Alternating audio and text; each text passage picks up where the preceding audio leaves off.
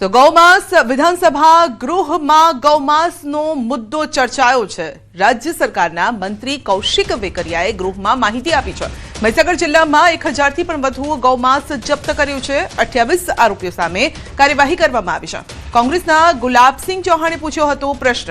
અમરેલી અને મહીસાગર જિલ્લામાં ગૌમાંસની હેરફેર બાબતનો પ્રશ્ન પૂછાયો હતો।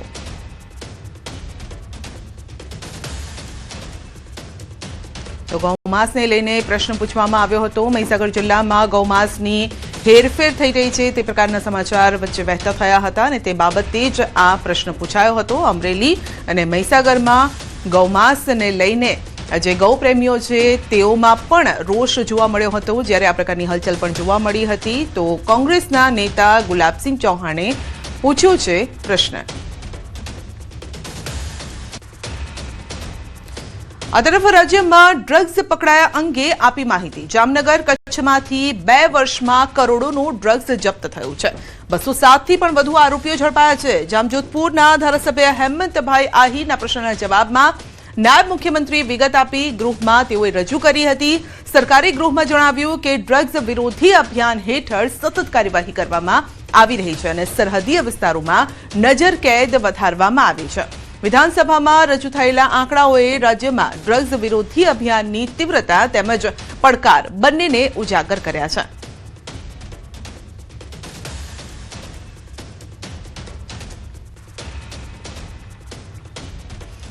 આ તરફ ગોપાલ ઇટાલિયાને વિધાનસભા અધ્યક્ષની ટકોર છે। અધ્યક્ષ શંકર ચૌધરીએ ઇટાલિયાને કહ્યું છે કે આ માર્કેટ નથી। વિધાનસભામાં માર્કેટની જેમ ગમે ત્યારે ઊભું ન થવાય। વિધાનસભા નિયમો પ્રમાણે ચાલે છે, કોઈની મરજી મુજબ નથી ચાલતી। વિધાનસભામાં ડ્રગ્સ મુદ્દે ચાલતી ચર્ચા દરમિયાન અધ્યક્ષે ટકોર કરી છે। ગુજરાત અને પંજાબમાં પકડાયેલા ડ્રગ્સ મુદ્દે મંત્રી કૌશિક વેકરિયા આપી રહ્યા હતા જવાબ। પંજાબની વાત આવતા જ એમએલએ ગોપાલ ઇટાલિયા અધ્યક્ષની મંજૂરી વગર ઊભા થઈને બોલવા લાગ્યા।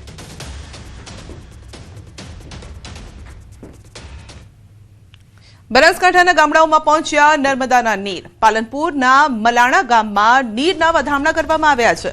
શ્રીફળ વધેરી ખેડૂતોએ નર્મદાના નીરને વધાવ્યા છે। વર્ષો જૂની મલાણા તળાવ ભરવાની માંગ આખરે સ્વીકારાઈ। નર્મદાના નીર પહોંચતા ખેડૂતોમાં પણ ખુશી છે। 2 વર્ષ અગાઉ મલાણા તળાવ ભરવાની માંગને લઈને એક જન આંદોલન પણ છેડાયું હતું, પરંતુ આખરે સંતોષ છે લોકોને કે પાણી પહોંચ્યા છે। મલાણા સહિત આસપાસના વિસ્તારમાંથી ખેડૂતો, મહિલા પશુપાલકો હજારોની સંખ્યામાં રસ્તા પર પણ ઉતર્યા હતા। એ સમયે આખરે નર્મદાના નીર આ તળાવમાં પહોંચતા મલાણા સહિત આસપાસના વિસ્તારમાં ભૂગર્ભ જળના જે તળ છે તે પણ ઊંચા આવશે। તો ઉનાળો શરૂ થાય એ પહેલા જ આ નીર પહોંચી ગયા છે, જેની કહેવાય કે ખુશી પણ લોકો વ્યક્ત કરી રહ્યા છે, કારણ કે આ જ પાણીને લઈને જળ આંદોલન પણ છેડાયું હતું અને આખરે આ પાણી તળાવમાં પહોંચ્યા છે, નર્મદાના નીર પહોંચ્યા છે, જેથી ખેડૂતો, પશુપાલકો, ગ્રામજનો ખુશ। વધુ અપડેટ મેળવીશું સંવાદદાતા કિશોર પાસેથી। જી કિશોર, આ પાણીની કિંમત કદાચ આ લોકો સિવાય વધારે કોઈ ન સમજી શકે, કારણ કે આ જ પાણીના લીધે તેઓએ જન આંદોલન પણ છેડ્યું હતું। ચોક્કસથી સંધ્યા, પાલનપુર તાલુકાના મલાણા ગામના અને આજુબાજુ ગામના લોકોએ 2 વર્ષ અગાઉ મલાણાનો તળાવ ભરવા માટે આંદોલન છેડ્યું હતું અને જન આંદોલનમાં મોટી સંખ્યામાં લોકો જોડાયા હતા અને વર્ષો જૂની જે મલાણા તળાવ ભરવાની માંગ હતી તે સ્વીકારાઈ છે અને આજે મલાણા ગામની અંદર નર્મદાના નીર પહોંચતા અને મલાણા ગામને તળાવ ભરવાની વાત શરૂઆત થતા આજે ખેડૂતોએ શ્રીફળ વધેરીને નર્મદાના નીરને વધાવ્યા છે અને આ ખેડૂતોની જે માંગ હતી તળાવ ભરવાની તે માંગ પૂરી થતા અત્યારે તો મલાણા ગામ તેમજ આજુબાજુના 4 થી 5 ગામોમાં ખુશીનો માહોલ છે કે તળાવ ભરાશે તો જે પાણીના તળ છે તે ઊંચા આવશે અને ખેતી માટે જે છે તે આ પાણી કામ લાગશે, તેને લઈને ખેડૂતો અત્યારે ખુશખુશાલ જોવા મળી રહ્યા છે। સંધ્યા જી, આપનો આભાર। રાજ્યમાં ભ્રષ્ટાચારના આક્ષેપો વચ્ચે ઓલપાડ તાલુકાના દેલાડ ગામે 5 કરોડથી વધુના ખર્ચે બનાવાયેલા તળાવની ગુણવત્તા સામે ગંભીર સવાલો ઉભા થયા છે। સુરત દ્વારા બનાવાયેલ અને માત્ર 6 મહિના પહેલા જ લોકાર્પિત આ તળાવમાં ગેરરીતિ થયાનો આક્ષેપ ખુદ ગ્રામ પંચાયતના સભ્યએ કર્યો છે। ફરિયાદ બાદ એસવી એનઆઈટીની ટીમે સ્થળ નિરીક્ષણ કર્યું, સેમ્પલ પણ તપાસ્યા, જેમાં બાંધકામની ગુણવત્તા અસંતોષકારક હોવાનું સામે આવ્યું. રિપોર્ટ મુજબ કોન્ક્રીટ ગ્રીડ બીમમાં હની કોમ્બિંગ, હલકી ગુણવત્તાની સામગ્રી, ઇજનેરી ધોરણોના ભંગ જેવા મુદ્દા પણ નોંધાયા છે. બાળકો માટેના રમતગમત સાધનો પણ તૂટેલી હાલતમાં જોવા મળ્યા છે અને હવે સમગ્ર મામલો કલેક્ટરના સ્વાગત કાર્યક્રમ સુધી પહોંચ્યો છે. સુડા દ્વારા જે દેડા ગામમાં અદ્યતન તળાવ બનાવાયું 5 કરોડ 70 લાખમાં ખર્ચે, એમાં જે પ્રમાણે કામ થવું પડે એ પ્રમાણે કામમાં ગેરરીતિ થઈ, એટલે હલકી ગુણવત્તાનું કામ થયું. એના માટે અમે અવારનવાર સુડાના અધિકારીઓને, એમના કાર્યપાલ ઇજનેરશ્રીને આવા લેખિત અને મૌખિક ફરિયાદ કરી, પણ અમારી કોઈ વસ્તુ ધ્યાનમાં લેવામાં આવી નહીં. આ બાબતમાં અમે હારી કંટાળી અને SCNIT એને અમે ઇન્વાઇટ કર્યા અને મેં અરજી કરી અને અમારી સ્ટેબિલિટી માટે અમે એને બોલાવ્યા. અહીંયા બધા નમૂના લઈ ગયા અને અમને રિપોર્ટ આપ્યો. રિપોર્ટ એકદમ બેડ આવ્યો, ખરાબ આવ્યો રિપોર્ટ, અને અમારા તરફી રિપોર્ટ આવ્યો. રાજકોટના જેતપુરમાં 141 વર્ષનો સુવર્ણ ઇતિહાસ ધરાવતી કમરીબાઈ હાઈસ્કૂલનું ભવ્ય ભવન આજે ખંડેર હાલતમાં ફેરવાઈ ગયું છે. જેતપુરની શાન ગણાતી 141 વર્ષ જૂની ઐતિહાસિક શ્રી કમરીબાઈ હાઈસ્કૂલ આજે તંત્રની ઉદાસીનતાના કારણે ખંડેરમાં ફેરવાઈ રહી છે. 1884માં જેતપુરના રાણી કમરીબાઈએ પોતાના કરિયાવરની 2000 સોનાની ગીનીઓ દાનમાં આપીને આ વિદ્યાધામનો પાયો નાખ્યો હતો અને આ એ જ શાળા છે જેણે ધૂમકેતુ અને રજનીકુમાર પંડ્યા જેવા સાહિત્યકારો તથા ગઝલ સમ્રાટ પંકજ ઓધાસ જેવી હસ્તીઓનું ઘડતર કર્યું. પરંતુ આજે તેની કલાત્મક ઇમારત અને છત ગમે ત્યારે તૂટી પડે અને જર્જરિત હાલતમાં છે. આ ઈસવીસન 1884થી આ કમરીબાઈ હાઈસ્કૂલની સ્થાપના થયેલી છે. કમરીબાઈએ પોતાનું કરિયાવરમાં જે હતા એમાંથી 1000 ગીની છે એ આ શાળા બનાવવા માટે ભેટ એ સમયે આપેલા હતા અને એમાંથી આ શાળા બનેલી છે. આ શાળામાં નિરંજન પંડ્યા ભજની કલાકાર, પંકજ ઉધાસ, મનોજ ઉધાસ જેવા ગઝલ ગાયક, ગૌરીશંકર એટલે કે ધૂમકેતુ વગેરે લેખક, ઉદ્યોગકારો, ઇતિહાસકારો, ડૉક્ટરો અને વકીલો વગેરે પણ ઘણા બધા બની ગયેલા છે અને તેઓ અવારનવાર આ શાળાની મુલાકાત લઈ શાળા રિનોવેટ થાય એ માટે રજૂઆત કરતા હોય છે. કે આ ઊંચી એવી દિવાલની પાછળ મા સરસ્વતી દેવીનું મંદિર આવેલું છે. કોઈ જેલ નથી. લોકશાહીના રાજવીઓ, જરા તો શરમ કરો. તમે આ માના મંદિરની સામે શૌચાલય ખડું કરી દીધું. તમે માની સામે યુરિનલ કરતા શીખ્યા ક્યાંથી? એટલે દુઃખ થાય છે. બ્રિટિશ સ્થાપત્ય અને કાઠિયાવાડી શૈલીના સમન્વય સમાન આ ભવનમાં એક સમય સૌરાષ્ટ્રનું પ્રથમ સહશિક્ષણ શરૂ થયું હતું અને શાળાની દુર્દશા જોઈને ભૂતપૂર્વ વિદ્યાર્થી પણ ખૂબ દુઃખી છે. તો હાલમાં 273 વિદ્યાર્થીઓ આ જ કમ્પાઉન્ડના ઓરડામાં ભણી રહ્યા છે, પરંતુ તેમની નજર સામે જ આ અમૂલ્ય સાંસ્કૃતિક વારસો દમ તોડી રહ્યો છે. જૂના ફર્નિચરનો કાટમાળ અને ઉગી નીકળેલી વનસ્પતિઓ આ ઐતિહાસિક ધરોહરની ગરિમાને ઝાંખપ લગાડી રહી છે.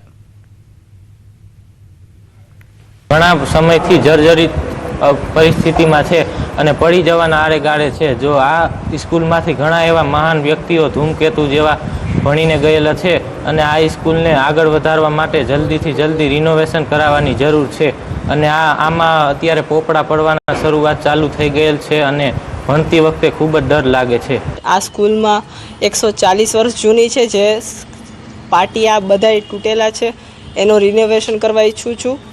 જે સરકાર પાસેથી હું અપીલ કરવા માંગુ છું કે જે રિનોવેશન કરી શકે. અહીંયાથી કેટલાક નામાંકિતો ડૉક્ટરો, એન્જિનિયરો, કેટલાક આર્ટ્સ કોમર્સના વિદ્યાર્થીઓ ભણી ચૂક્યા છે. સરકાર અને સ્થાનિક તંત્ર દ્વારા હેરિટેજ જાળવણીની વાતો થાય છે, પરંતુ જેતપુરના આ સાંસ્કૃતિક વારસા સમાન બિલ્ડિંગનું રિસ્ટોરેશન કરવામાં ન આવ્યું અને જેને લઈને આગામી પેઢી પાસે માત્ર ફોટોગ્રાફ્સ જ બાકી રહેશે. જેતપુરના શ્રેષ્ઠીઓ અને સરકારે સાથે મળીને રાણી કમરીબાઈના ત્યાગ શિક્ષણના આ પવિત્ર ધામને પુનઃજીવંત કરવાની જરૂર છે, જેથી 141 વર્ષનો સુવર્ણ ઇતિહાસ કાયમ માટે ન ભૂંસાઈ જાય. સ્કૂલ ક્યારે પડી જાય એનું નક્કી નથી. આ સ્કૂલ ક્યારે પડી જાય એનું નક્કી નથી અને વિદ્યાર્થીઓના જીવના જોખમ હોય. વિદ્યાર્થીના વાલીઓ આ પડું થઈ ગયેલી સ્કૂલમાંથી વિદ્યાર્થીઓને ઉઠાડી લે છે. ખાસ કરીને બધાય બહુ બ્રિલિયન્ટ છે, માટે આ સ્કૂલ તાત્કાલિક સરકાર અત્યારે સ્કૂલોને પ્રમોટ કરે છે, સરકાર અત્યારે શિક્ષણને પ્રમોટ કરે છે, તો વિદ્યાર્થી તેજસ્વી જે હોય એ આગળ વધી શકે માટે આ સ્કૂલને તાત્કાલિક રિનોવેટ કરાવે એવી હૃદયપૂર્વક અમારી નમ્ર અપીલ છે સરકારને. રાજકોટ સૌરાષ્ટ્રના અગ્રીમ ગણાતા ગોંડલ માર્કેટિંગ યાર્ડમાં ધાણા અને મરચાની આવકનો નવો રેકોર્ડ નોંધાયો છે. યાર્ડમાં સિઝનની રેકોર્ડ બ્રેક 1.25 લાખ ગુણી ધાણાની આવક થતાં લાંબી કતારો લાગી છે. ગીર સોમનાથ, જૂનાગઢ, પોરબંદર સહિતના જિલ્લાઓમાંથી ખેડૂતો ધાણાના 20 કિલોના 1100 થી 2400 રૂપિયા સુધીના ભાવ પણ મેળવી રહ્યા છે. બીજી તરફ ગોંડલ યાર્ડ ગોંડલિયા મરચાથી પણ છલકાયું છે. મરચાની સિઝનની રેકોર્ડ બ્રેક 25,000 ભારીની જંગી આવક થઈ છે અને મરચામાં પણ ખેડૂતોને 20 કિલોના 1500 થી લઈ અને 8,000 રૂપિયા સુધીના મબલક ભાવ મળ્યા છે. આગામી નવી જાહેરાત ન થાય ત્યાં સુધીમાં ગોંડલ યાર્ડમાં ધાણા અને મરચાની આવક સત્તાવાર રીતે બંધ કરવામાં આવી છે. સૌરાષ્ટ્રનું અગ્રીમ ગણાતું ગોંડલ માર્કેટ યાર્ડમાં ધાણાની આવક શરૂ કરવામાં આવી હતી, જેમાં ધાણાની રેકોર્ડ બ્રેક આવક થઈ હતી, જેમાં ધાણાની 1,25,000 બોરી જેવી આવક થવા પામી હતી અને ધાણાના ભાવ 1100 થી લઈ અને 2400 સુધી બોલાતા હતા અને મરચાની આવક પણ રેકોર્ડ બ્રેક થઈ છે, જેમાં 25,000 ભારી જેવી મરચાની આવક થઈ છે, જેના ભાવ 1500 થી લઈને 8,000 સુધી બોલાતા હતા. જ્યાં સુધી ગોંડલ માર્કેટ યાર્ડની બીજી જાહેરાત ન થાય ત્યાં સુધી ધાણા અને મરચાની આવક બંધ કરવામાં આવે છે. આણંદના સોજિત્રામાં 25 ગામોમાં 1500 હેક્ટર જમીનમાં ખેડૂતોએ ટામેટાની ખેતી કરી છે, પરંતુ આ વર્ષે ખેડૂતોને ભારે આર્થિક નુકસાન સહન કરવાનો વારો આવ્યો. 5 થી 8 હેક્ટર જમીનમાં ખેડૂતોએ 2.5 લાખથી 2.5 લાખ ખર્ચ કર્યા છે અને જેની સામે વળતર માત્ર 35,000 થી 50,000 સુધીનું મળ્યું છે. ખેડૂતોનો આક્ષેપ છે કે વેપારીઓ 5 થી 7 રૂપિયા કિલોના ભાવે ટામેટાની ખરીદી કરી રહ્યા છે. રાજ્ય સરકાર ડાંગર, ઘઉં, ચણા, બાજરી ટેકાના ભાવ નક્કી કરે છે. આ મુજબ શાકભાજીનું ઉત્પાદન એવા ટામેટાના ભાવ નક્કી કરે તેવી માંગ ખેડૂતો કરી રહ્યા છે. વેપારીઓ એમ કહે છે કે બહારના રાજ્યોમાં ટામેટા વધારે થયા એટલે અમારે અહીંયા ટામેટાનો ભાવ જ નહીં, લગભગ 1 કિલો 6 રૂપિયા ભાવ છે. 6.5 હેક્ટરમાં વાવેતર કરેલું છે ટામેટીનું અને અત્યારે ટામેટીના ભાવ પણ પૂરતા જેવા મળતા નથી. તો મારી સરકાર પાસે એક આશા છે કે ટામેટાના ભાવ ટેકાના જાહેર કરે. સુરેન્દ્રનગર જિલ્લો ખેતી આધારિત જિલ્લો છે. અનેક પરિવારો ખેતી પર નિર્ભર છે અને ત્યારે ધ્રાંગધ્રા તાલુકાના સજ્જનપુરમાં ખેડૂતે પરંપરાગત ખેતી છોડી બાગાયત ખેતી અપનાવી છે. ખેડૂતે 13 એકર જમીનમાં શક્કરટેટીનું વાવેતર કર્યું છે. 40 લાખથી વધુની કમાણી કરી રહ્યા છે. સામાન્ય રીતે અંદાજે 70 દિવસના સમયગાળામાં જ શક્કરટેટીનો પાક તૈયાર થઈ જાય છે અને આ પાક તેમને વર્ષનું 180 ટનથી વધુ ઉત્પાદન આપે છે અને અંદાજે 40 લાખ રૂપિયાથી વધુ આવક પણ કરાવે છે. શક્કરટેટીના ખરીદદાર વેપારીઓ સીધા ખેતર પરથી શક્કરટેટી ખરીદે છે. આથી ખેડૂતને વેચાણ માટેની ઝંઝટમાંથી પણ મુક્તિ મળે છે. અત્યારે અમે બાગાયત પાકો જેવા કે દાયડમ, વોટરમેલન, મસ્કમેલનની અત્યારે ખેતી કરી છે, તેમાં અમને બહુ જ મોટું ઉત્પાદન મળે છે. પ્રકારનું જે મસ્કમેલનનું વાવેતર કર્યું હતું એમાં અત્યારે મને ઓછામાં ઓછો 180 ટન જેટલો માલનું ઉત્પાદન થયું છે. આમાં આ ખેતીમાં અમને સારું એવું ઉત્પાદન મળે છે અને સારા એવા રૂપિયા મળે છે. સ્ટ્રોબેરી આમ તો ઠંડા પ્રદેશોમાં થાય છે, પરંતુ બનાસકાંઠાના દાંતામાં સ્ટ્રોબેરીની સફળ ખેતી થઈ રહી છે. દાંતા તાલુકાના છોટા બામોદરા ગામે જયંતિભાઈ નામના ખેડૂતે સ્ટ્રોબેરીની ખેતી કરી સારી કમાણી કરી છે. સ્ટ્રોબેરીના પાક ઉપર ગ્રો કવર લગાવીને ફળની માવજત કરી રહ્યા છે. આમ ખેડૂત દ્વારા સ્ટ્રોબેરી સિવાય અન્ય શાકભાજીની ખેતી કરીને ઉપજ મેળવે છે, પરંતુ તેની સરખામણી સ્ટ્રોબેરીના ભાવ ₹700 જેવા કિલોના ભાવે મળતા હોવાથી સ્ટ્રોબેરીની સારી માવજત કરી વધુ ઉપજ મેળવી રહ્યા છે. એટલું જ નહીં, છોટા બામોદરાના ખેડૂત જયંતિભાઈ પ્રાકૃતિક કૃષિ મોડલ ફાર્મ બનાવીને પ્રાકૃતિક ખેતીવાડી કરી રહ્યા છે, જેને લઈને તેઓને પ્રમાણપત્ર પણ મળ્યા છે. જે રીતે સરકારની નેમ છે અને ખેતીવાડીની ખેતી વધુ ઉપજ મેળવે તેવા સરકાર યથાર્થ પ્રયત્નો કરી રહી છે, ત્યારે ખાસ કરીને દાંતા તાલુકામાં હવે સ્ટ્રોબેરીની ખેતીવાડી પણ શરૂ થઈ છે અને ખાસ કરીને ઠંડા પ્રદેશોમાં જેમ કે કાશ્મીર છે, જમ્મુ છે, એ સાઈડે વધારે જોવા મળતી ખેતી હવે આ દાંતા તાલુકો પછાત વિસ્તાર ગણાતા એવા વિસ્તારમાં પણ સ્ટ્રોબેરીની ખેતી જોવા મળે છે. આપણે બતાવવા માંગીશું કે હાલ અમે જે દાંતા તાલુકો છે, દાંતા તાલુકાના મોટા બામોદરા ગામે પહોંચ્યા છીએ અને ત્યાં આપ જોઈ રહ્યા છો કેવી સિફત રીતે અને સરળતાથી ખૂબ જ સાવચેતીપૂર્વકની આ ખેતી હાલ તબક્કે જોવા મળી રહી છે. અને લાલ ચટાક સ્ટ્રોબેરી છે અહીંયા પકવવામાં આવી રહી છે અને માનવામાં આવે છે કે આ ખેતીવાડી જે છે છેલ્લા 5 વર્ષથી કરવામાં આવે છે. અને જે ખેડૂતો છે, ખેડૂતો પણ એવું માની રહ્યા છે કે અમે શરૂઆતમાં જે છે એ શરૂઆતમાં પહેલા વર્ષે ખેતી લાવી આના રોપા લાવી અને ટ્રાય કર્યો હતો અને ટ્રાય કર્યા પછી તેમાં સફળતા મળતા આ ખેતીવાડી અમે કરી હતી. અને આપણી સાથે ખેડૂત છે, ખેડૂતને પૂછવા માંગીશું કે આ ખેતી જે સ્ટ્રોબેરીની ખેતીવાડી કરી છે કેટલા વર્ષથી કરો છો અને કેવી ઉપજ થાય છે, શું કહેવું? 5-1 વર્ષથી સ્ટ્રોબેરીની ખેતી કરીએ અને સારું એવું રિઝલ્ટ મળે છે. અહીંયા ગ્રો કવર લગાવેલા છે, બધું સારું છે. આમ કેટલા છોડવા લાયા હતા અને શરૂઆત કેવી રીતે કરી આ ખેતીની? છોડવા 2000 જેવા હતા અને હિમાચલ પ્રદેશથી લાયા. સાહેબો ગયા હતા પેલા ચીની સંસ્થામાંથી ને એ બધા તે લાયા પેલા. ખાસ કરીને આજે આ વાતાવરણ એને કેવું જોઈએ છે અને ખેતીવાડી જે સ્ટ્રોબેરીની છે કેવા પ્રકારની તેરી છે, પાક કેવો થાય છે? સ્ટ્રોબેરીને ઠંડો પ્રદેશ જોઈએ. આ વિસ્તારમાં બહુ ગરમી પડે તેમ છતાં પણ અહીંયા થાય ઠંડ રાખીને કરીએ છીએ અમે. કેટલા વર્ષથી કરો છો અને પાક કેવો થાય છે? બે વખત જેવી કરી આ સુધી તો